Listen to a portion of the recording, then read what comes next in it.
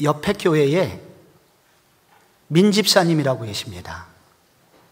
이분이 교회에서 믿음이 좋아 보이는 한 청년, 그리고 직업도 의사여서 좋아 보여서 만났고, 그래서 성경에 손을 얹고 함께 기도함으로 부부가 된 분이 있습니다.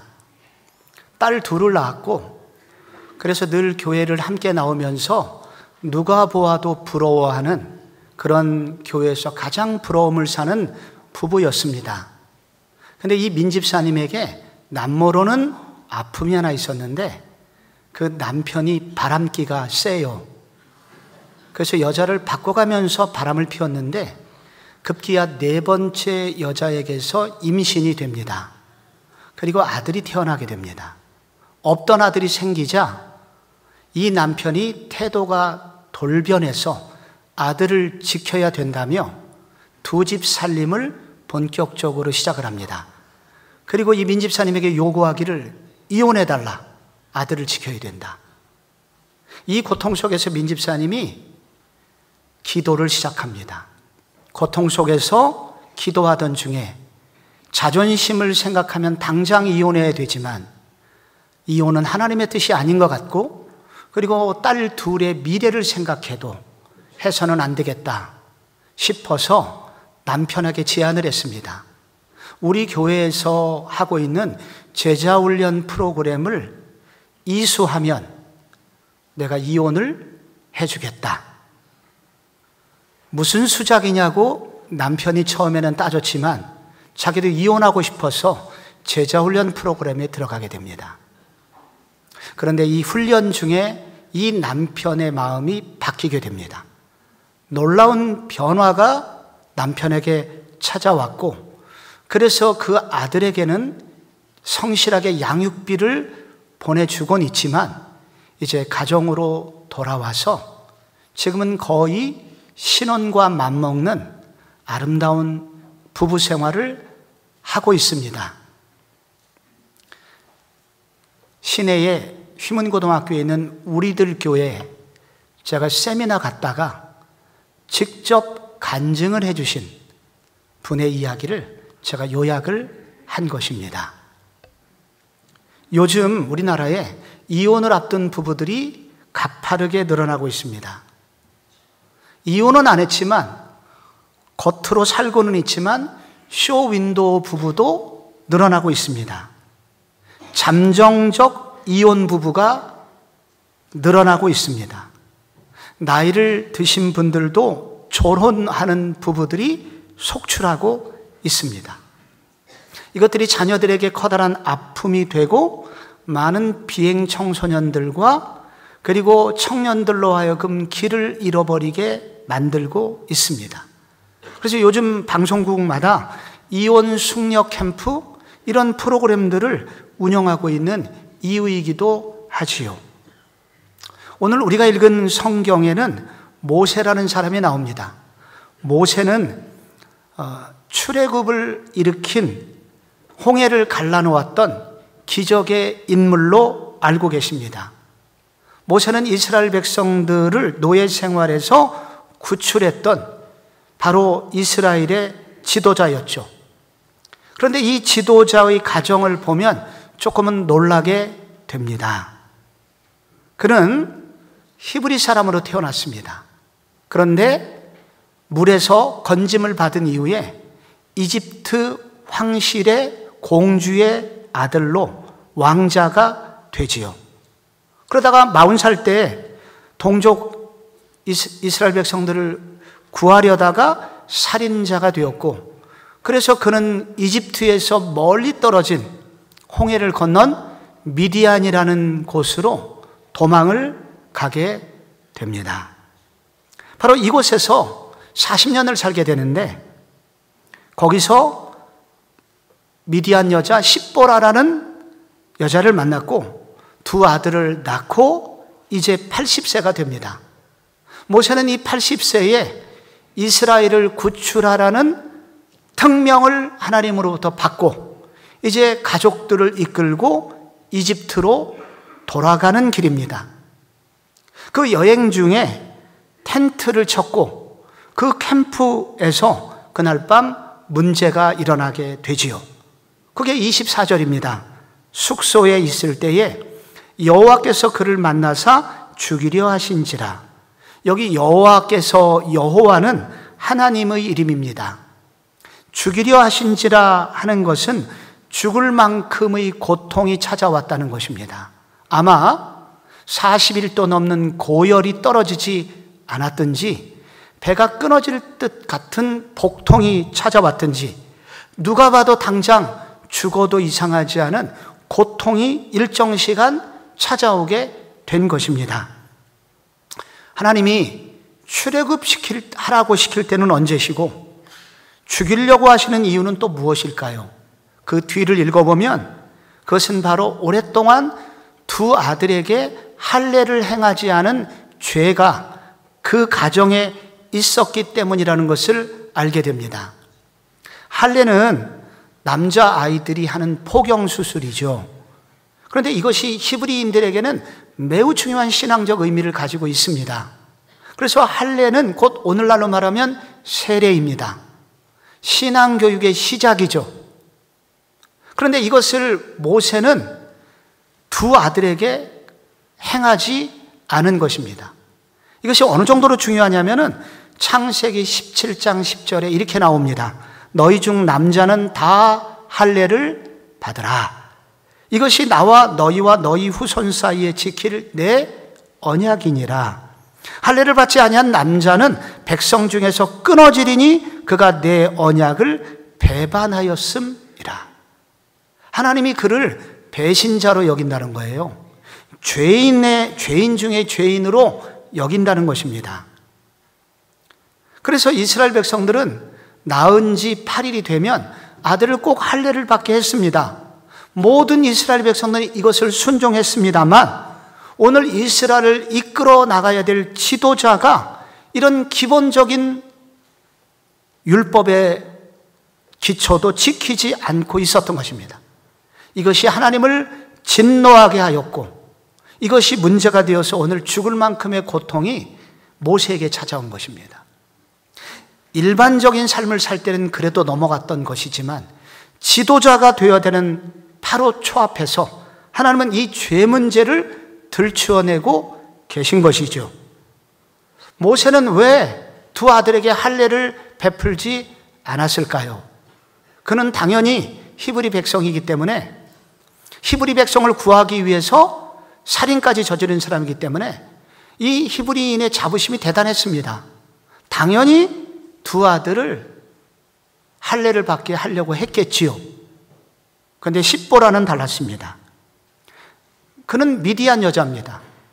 그리고 미디안 족속 중에서는 이런 일을 행하는 경우가 없습니다. 그래서 둘이 싸움이 일어나게 됩니다. 그런데 모세는 지금 처가살이 중이거든요. 장인어른이 누구의 편을 들었겠습니까? 두 아들에게 몹쓸 짓을 해서 두 아들의 양피를 잘라서 죽을 것 같은 고통을 아들에게 주는 아버지가 어디 있겠나? 제정신이 아니구나.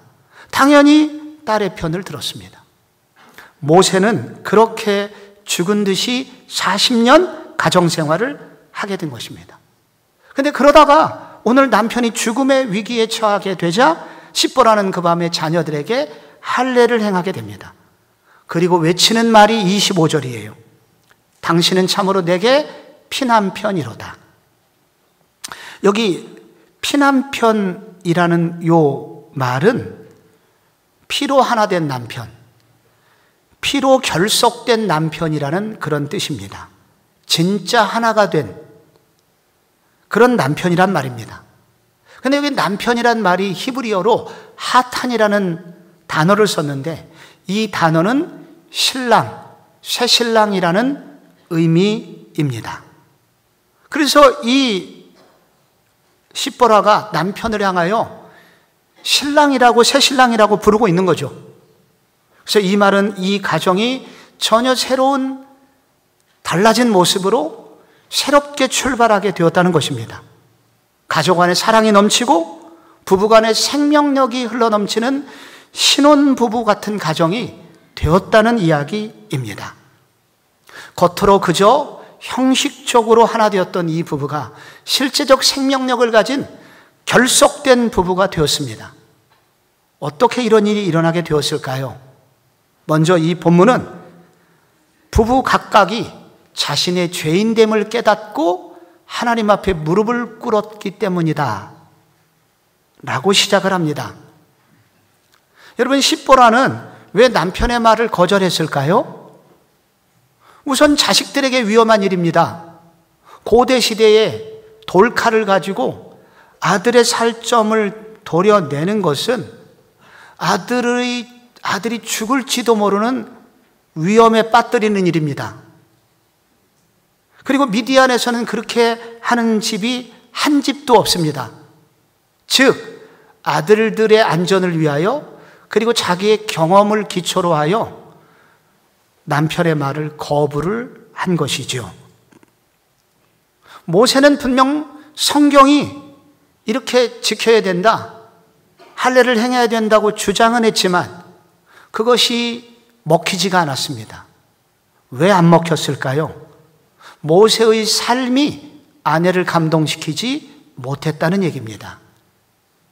그는 율법은 알고 있었고 성경은 이렇다고 그러고 예배를 드려야 된다고 말은 했지만 그 신앙을 가지고 있는 그 삶이 아내에게 매력을 느끼게 하고 아내에게 감동을 주어서 하나님을 따라가는 길이 얼마나 멋진 일인지를 보여주지를 못했다는 얘기입니다. 이 가정의 갈등의 원인은 무엇이었습니까? 그것은 각자 자기의 생각을 고집하고 있었다는 얘기입니다. 모든 가정의 갈등의 원인은 어디로부터 나옵니까? 내가 하는 말은 맞고 당신이 하는 말은 틀려. 이 전제하에서 함께 고집 피우면서 갈등은 시작되고 깊어집니다. 모든 것이 내가 생각하는 게 옳아요. 자기 위주로 해석해요. 그래서 이런 이기주의에서 바로 모든 갈등이 시작됩니다. 성경은 이것을 자기중심성이라고 정의합니다. 이런 지독한 자기중심성이 둘 사이를 가로막게 됩니다. 그러다가 남편이 죽음에 이르게 돼서야 비로소 십보라는 엎드리게 됩니다. 그리고 자기중심성의 틀을 깨고 고집을 꺾고 엎드리게 됩니다. 그리고 모세도 내가 성경을 말하기는 했지만 자기의 삶에서 하나님의 향기를 드러내지 못한 것, 자기도 돌아보게 되었다는 것입니다. 그래서 두 사람은 그날 밤 이 자기중심적 사고방식에서 벗어나게 됩니다. 자기들이 죄인인 것을 알고 하나님께 회개하는 시간이 된 것입니다. 가정에 이렇게 죽을 만큼의 고난이 오자 그 위기 앞에 서서 소중한 것을 잃어버리게 되자 비로소 이 부부는 자기들이 죄인이라는 것을 알게 되고 하나님 앞에 엎드리게 됩니다. 가정사역자들이 말하기를 남편과 아내는 웬만한 문제로는 이 자기중심성이 깨지지 않는다고 합니다. 그러다가 큰 고난이 와서 가장 소중한 것을 잃어버릴 위기 앞에 서면 비로소 그들은 그 틀을 깨기 시작한다고 합니다. 근데 남자하고 여자하고 다르다고 그래요. 여자는 남편이 혹은 자식에게 커다란 문제가 생겼을 때 비로소 무릎 꿇는다고 합니다. 그게 생명이기 때문입니다. 근데 남자는 다릅니다. 남자는 아내 문제가 생겨도 자식 문제도 생겨도 때로는 깨지지 않다가 백수가 될 위기에 처하면 비로소 깨진다고 합니다. 왜냐하면 남자는 일이 생명이기 때문이라는 거죠. 자기가 소중한 것을 잃어버릴 위기 앞에 서 있었을 때, 위험 앞에 서 있었을 때 남자와 여자가 비로소 기도하기 시작합니다. 그리고 그때 비로소 자기들이 죄인인 것을 깨닫게 됩니다. 바로 그 고난 속에서 십보라와 모세는 하나님께로 돌아오는 계기가 됩니다. 옆에 끼어 있는 그 민집사님도 마찬가지예요. 자기는 전혀 문제가 없었습니다. 심지어 남편이 바람을 한두 번 펴도 그냥 눈 감아줬습니다. 그런데 남편이 아들을 갖게 되고 진짜 이혼을 요구하게 되자 그는 비로소 심각성을 알고 기도를 하게 됩니다. 근데 기도하다 보니까 수년 전 자기가 했던 일이 생각이 납니다. 남편이 그 여자를 만나기 전에 자기가 임신을 했었던 겁니다. 근데 큰딸이 입시 중이었고, 그래서 이 나이에 아이를 낳아 기르는 것은 너무나 자신의 삶을 포기하는 일이었기에 하나님께 원망을 하면서 아무 생각 없이 낙태를 하게 되었는데, 기도하다 무릎 꿇다 보니까 내가 이런 죄를 지었구나 하는 것을 깨닫게 되면서 내가 죄인이었구나. 그러자 남편의 문제도 주님 앞에 맡겨야 된다는 생각에 이르게 되었다고 합니다. 좋은 집안은 죄인이 많고 그리고 죽일 놈이 많다라는 옛말이 있습니다. 예전 어느 시골 마을에 그 마을에서 가장 화목하기로 유명한 가정이 있었습니다. 윗집 아저씨가 자기는 그렇지 않아서 너무 궁금해서 원인이 뭔가 하고 문구멍으로 그 집안을 들여다본 일이 있다고 합니다. 근데 그날 며느리가 밥을 태웠대요. 근데 밥이 타서 어쩔 줄 모르고 울기 시작했을 때 남편이 와서 하는 말이, 여보 내가 요즘 게을러서 물을 조금밖에 길러오지 못해서 물량이 부족해서 밥이 탔구나. 여보 내가 죄인이야. 그러자 이 아내는 더 감동을 받아서 더 세게 울기 시작합니다. 지나가던 시아버지가 그 사실을 듣게 되었고, 내가 요즘 근력이 부족해서 장작을 얇게 패지 못했구나. 네가 그래서 화력 조절에 실패해서 밥이 타게 된 거야. 이 시애비가 죽일 놈이다. 그 소동이 나자 시어머니가 달려왔습니다. 내가 요즘 코가 둔해져서 냄새를 잘 못 맡아서 며느리가 밥이 탈 때까지 이걸 알려주지 못했구나. 내가 죄인이구나. 그래서 그 이웃집 아저씨가 문지방으로 보면서 좋은 집은 죽일 놈이 많고 죄인이 많은 집안이구나 라는 것을 알게 되었다는 것입니다. 우리 집안은 언제 회복이 되냐면 내가 죄인됨이라고 각성이 일어나고 내가 죄인이라는 것을 깨닫게 되고, 그리고 그 죄인됨의 각성을 통해서 내 속에 있는 이 지독히 뿌리 깊이 있는 내 위주의 생각, 그리고 나를 위하려고 하는 지독한 이기주의라는 자기 중심성의 성이 깨어지기 시작할 때 비로소 가정은 소망이 시작된다고 합니다. 생명력 있는 부부가 되려면 두 번째로 진리의 말씀 안에서 하나 되어야 합니다. 내가 죄인이구나 하는 것까지 좋아요. 상대방을 배려하는 것까지 좋아요. 그런데 너무 배려를 해주면 각자 갈라질 때도 생깁니다. 상대방을 너무 고려한 차원이죠. 그래서 진정한 하나됨이라는 것은 진리의 말씀을 향하여 동일하게 두 사람이 걸어갈 때입니다. 즉 하나님의 말씀, 하나님의 생명의 말씀을 기준으로 이 두 사람이 하나가 되고자 할 때 이 두 사람 속에 진정한 생명력이 일어나게 된다는 것입니다. 오늘 25절을 보면 십보라가 돌칼을 가져다가 그 아들의 표피를 뱁니다. 그리고 그 발에 갖다 대며 당신은 내게 피난편입니다 라고 그렇게 얘기를 하죠. 여러분, 이 십보라가 아들에게 할례를 행하게 됩니다. 그 아들의 뚝뚝 떨어지는 살가죽을 모세의 발에 대게 되죠. 십보라가 어떻게 이런 결단을 내릴 수 있었을까요? 그것은 이것이 지금 내가 당하고 있는 고난이 하나님의 징계라는 사실을 깨닫게 된 것입니다. 내가 하나님의 말씀을 지키지 않았구나. 남편이 그렇게 나한테 여러 번 요구를 했음에도 불구하고 내가 하나님의 말씀을 무시하고 살아왔구나. 십보라는 말씀을 어긴 자기의 모습을 돌아보게 된 것입니다. 그리고 다시 그는 그 하나님의 말씀 앞으로 돌아가기로 결심하고 순종을 하게 된 것이죠.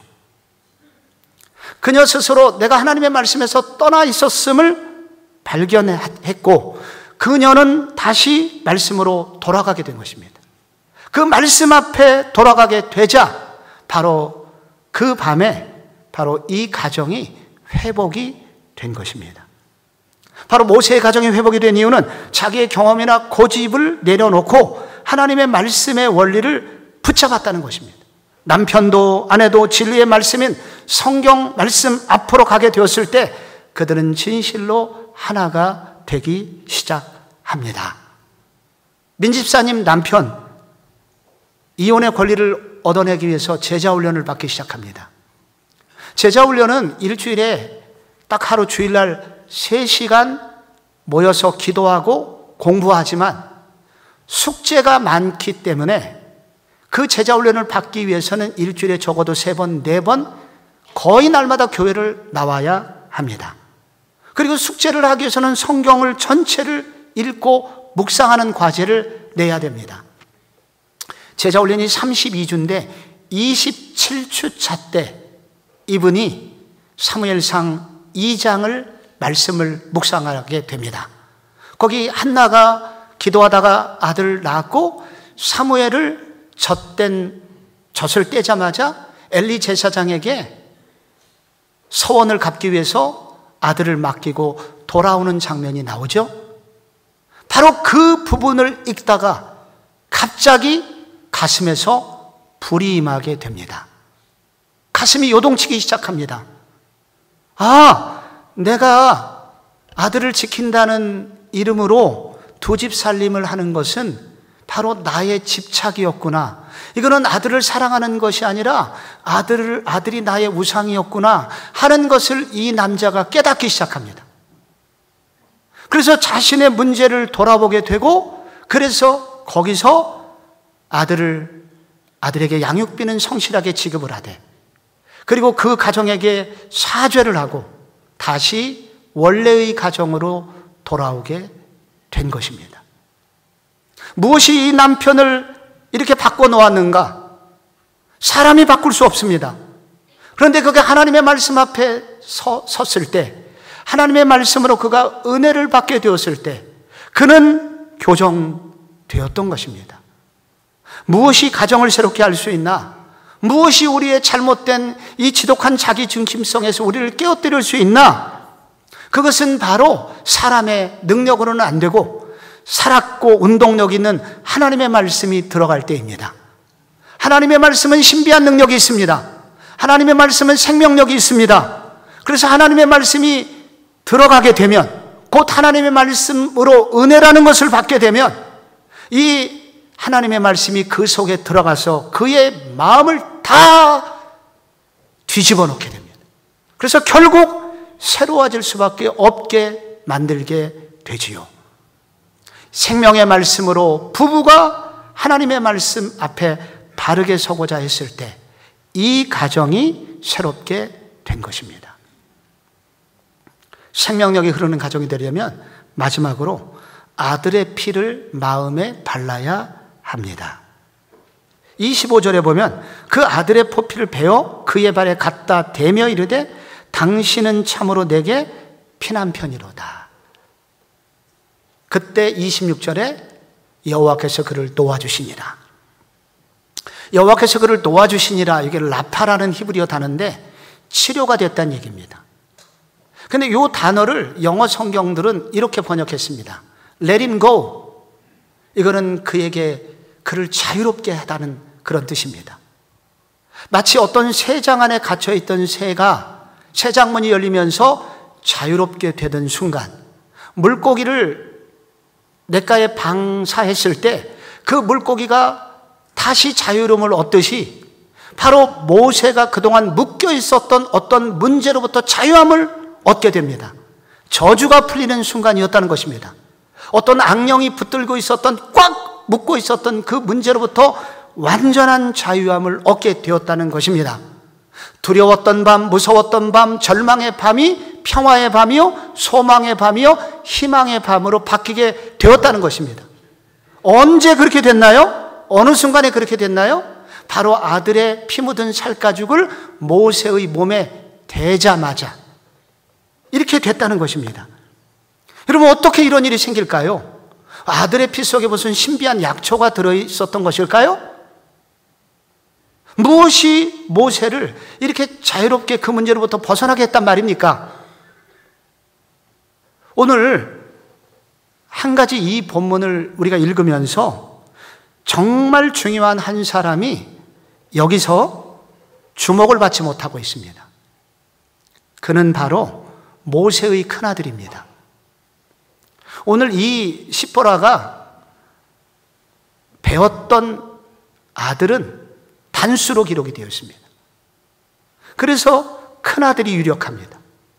모세의 큰아들은 당시 추측컨대 38 혹은 39살쯤 됐습니다. 아버지가 죽음의 위기에 처하게 되자 이 엄마가 그 38 먹은 아들에게 고통스러운 의논을 하게 되죠. 아들아, 네가 희생해야 아버지가 살 수 있을 것 같아. 그때 이 큰아들이 결심을 합니다. 엄마, 제가 할게요. 우선 어떻게 해야 됩니까? 할례를 받으려면 옷을 벗어야 됩니다. 38살 먹은 아들이 엄마 앞에서, 동생 앞에서 벌거 벗어야 됩니다. 수치를 감당해야 되죠. 둘째, 날카롭게 간 돌칼로 생살을 끊어내야 됩니다. 여러분, 질근질근 그게 쉽게 끊어집니까? 좋은 메스도 아니고 고통스럽게 살을 떼어내야 되는데 그때 이 아들의 입에서 괴성이 나오지 않았겠습니까? 소리가 나왔을 거예요. 그리고 당시에는 어렸을 때 할례를 받는 것은 덜 위험하지만 이게 늦은 나이에 할례를 받게 되면 매우 위험합니다. 죽을지도 모릅니다. 그리고 거기는 열대성 기후를 가지고 있습니다. 몸이 상해서 죽을 수도 있어요. 그런데 그날 아버지를 살리기 위해서 이 아들이 죽음을 각오한 고통을 감내하게 됩니다. 이 아들의 죽음 같은 고통, 그 희생이 바로 이 아버지를 살리게 되고 이 아들의 순종으로 이 가정이 회복이 됩니다. 이 아들의 피 흘림은 아버지와 엄마가 그동안 불순종했던 죄, 이 가족 갈등의 모든 원인이 되었던 모든 죄를 일거에 해결을 한 것입니다. 여기에 피의 기능이 나옵니다. 피를 흘린다는 것은 어떤 동물이나 사람이 죽음 혹은 죽음 같은 고통을 받아야 그때 흘려지는 게 피거든요. 그래서 피는 곧 누군가의 생명을 의미하는 것입니다. 하나님께 죄를 지은 것은 생명을 내어놓아야 죄가 해결되거든요. 그래서 히브리서라는 성경에 보면은 율법을 따라 거의 모든 물건이 피로써 정결케 되나니 피 흘림이 없은즉 사함이 없느니라 라고 나옵니다. 그래서 바로 피를 흘렸다는 것은 바로 생명을 내놓는 헌신을 의미하고 그런 피 흘림 때문에 바로 모세와 십보라의 죄가 해결되고 그 가정의 고통이 끝나게 되었다는 이야기입니다. 성경은 이렇게 한 권으로 되어 있지만 성경을 자세히 들여다보면 구약이라는 부분이 있고 신약이라는 부분이 있습니다. 구약은 옛날 언약, 신약은 새로운 언약을 줄인 말이죠. 그런데 성경학자들은 구약에 나오는 모든 이야기는 앞으로 신약에서 일어날 일들의 그림자라고 설명을 합니다. 오늘 이야기는 구약에 있는 스토리거든요. 바로 오늘의 이 아들의 이야기는 앞으로 신약 시대에 앞으로 올 진짜 아들의 그림자라는 것입니다. 앞으로 올 진짜 아들은 모세는 그 한 가정의 죄를 짊어졌지만은 그리고 한 가정을 구해냈지만 앞으로 올 진짜 아들은 모든 가정의 죄 문제를 짊어질 아들이고 그 아들의 희생으로 모든 가정의 죄가 해결될 것을 보여주는 예고편이라는 것입니다. 그 진짜 아들은 언제 올까요? 모세가 죽은 지 1500년 후에 이스라엘 베들레헴이라는 곳에 하나님의 아들이 인간의 몸을 입고 아기가 되어 태어나게 됩니다. 이 아들은 태어난 지 8일 만에 할례를 받습니다. 모세의 아들은 율법을 어겼지만 하나님의 아들은 모든 율법을 지킨 아들입니다. 아무런 죄도 없는 무흠한 분입니다. 그런데 사람들은 이분을 미워하였고, 그분은 당시 1세기 최고의 사형 제도인 십자가라는 엄청난 사형틀에 못 박아 죽임을 당하게 됩니다. 그리고 그는 십자가에서 괴성을 지르며 그 아들이 죽게 됩니다.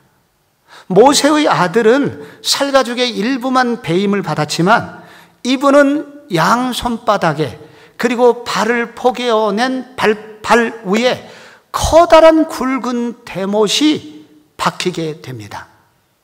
그리고 어떤 병사가 창으로 허리를 푹 찔러서 창으로부터, 그 찔린 허리로부터 피가 쏟아지기 시작합니다.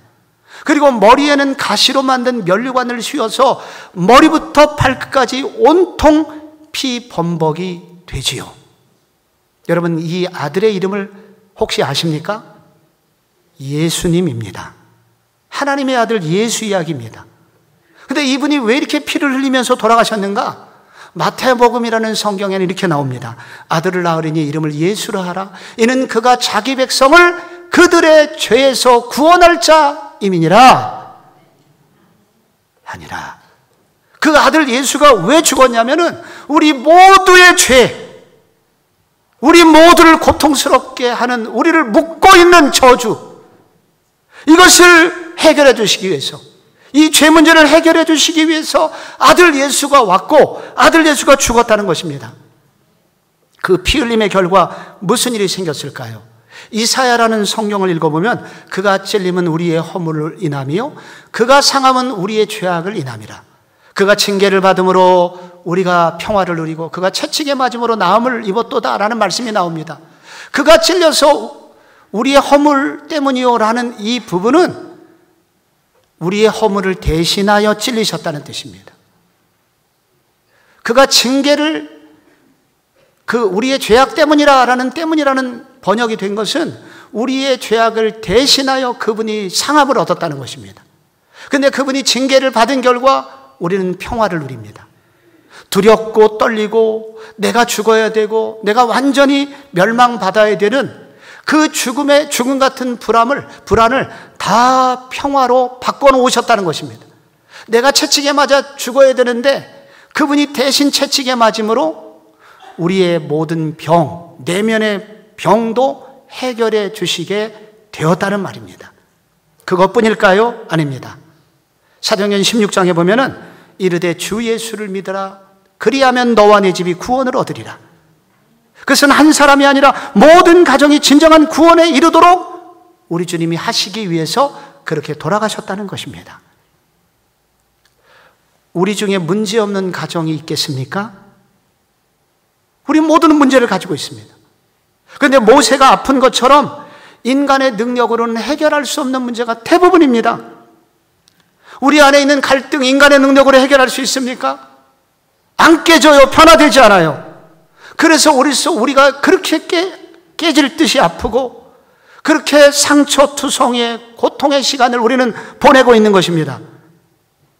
그런데 이때 우리가 할 일이 있습니다. 진짜 아들 예수의 피를 바르는 일입니다.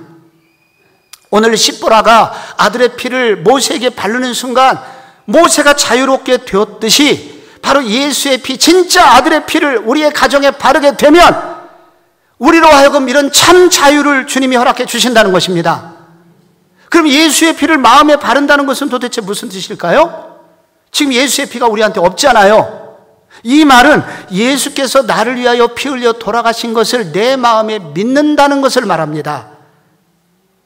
나를 묶고 있는 이 죄 문제를 해결해 주시기 위해서 예수님은 돌아가셨다는 것을 믿는 것입니다. 왜 돌아가셨겠어요? 나를 살리시기 위해서, 즉 나를 사랑하셔서 그분이 죽으셨다는 것입니다. 바로 그 예수의 사랑을 우리 가정에 초청하는 것입니다. 이게 예수의 피를 바르는 것입니다.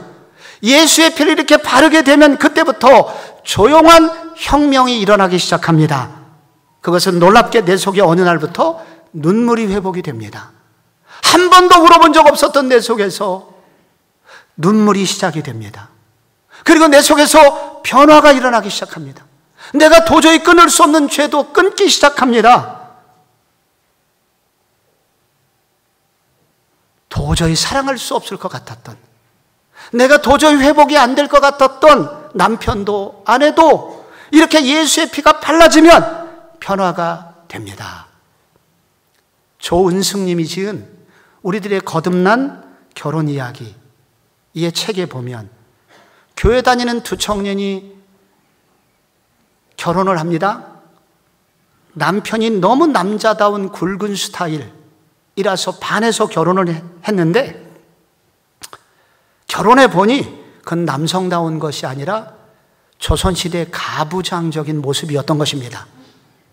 집안일 손 하나 까딱하지 않아요.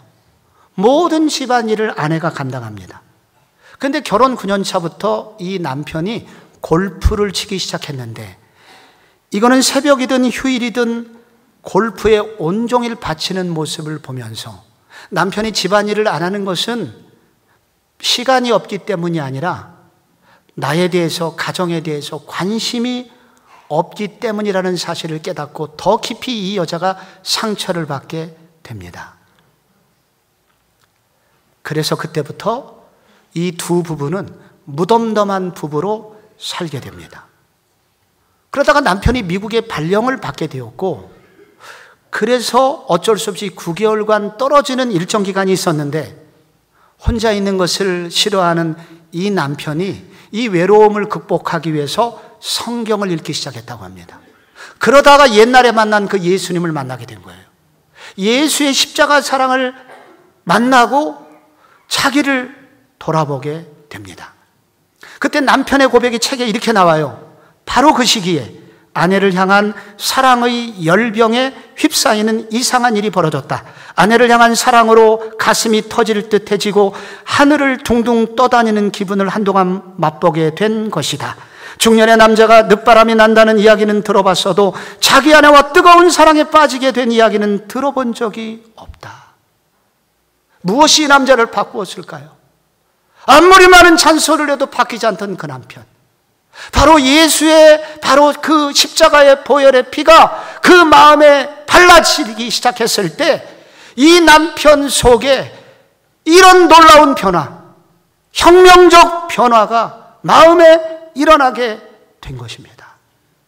우리 가정의 이 아픔, 우리 가정의 이 갈등, 우리 가정에 도사리고 있는 여러 가지 문제들, 우리 힘으로 해결되는 것이 아닙니다. 그러나 예수의 피를 마음에 바르는 분들에게 주님은 소망을 주십니다.